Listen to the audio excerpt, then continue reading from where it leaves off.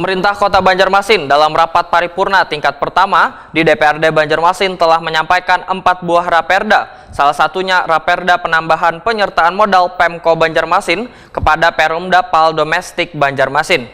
Dukungan penambahan modal bagi Perumda Pal Domestik Banjarmasin tentunya sangatlah terbuka. Namun sebelum dibentuknya pansus harus ada terlebih dahulu penjelasan dari manajemen perusahaan limbah tersebut.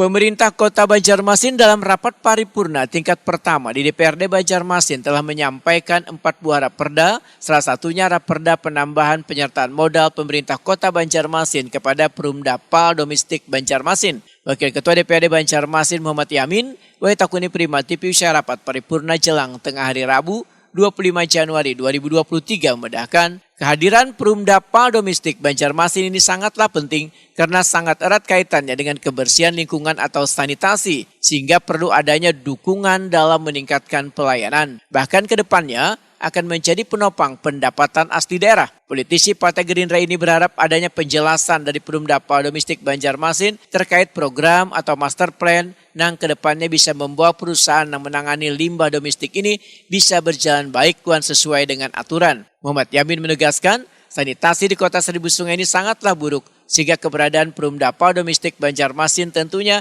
sangat membantu dalam menangani permasalahan ini supaya kada lagi tempat yang berbau lantaran lingkungannya kada bersih. Nanti sebelum dilakukan yang namanya panitia khusus, itu dari pihak PDPAL juga PDPAL ini kita minta khusus juga apakah juga dia mempunyai program master plan seperti apa ke depannya. Nah ini kita juga mengharapkan itu.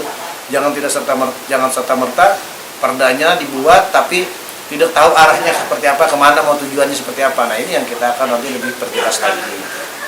Sanitasi sangat penting ya untuk menjaga lingkungan. Ya, karena sanitasi juga sangat penting.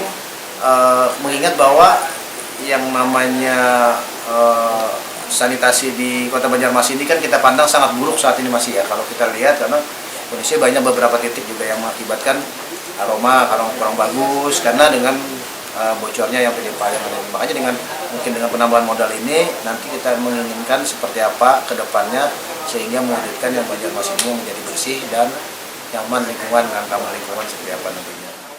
Muhammad Yamin menambahkan, dukungan penambahan modal bagi Perumda Pal Domestik Banjarmasin tentunya sangatlah terbuka, namun sebelum dibentuknya pansus harus ada terlebih dahulu penjelasan dari manajemen perusahaan limbah tersebut.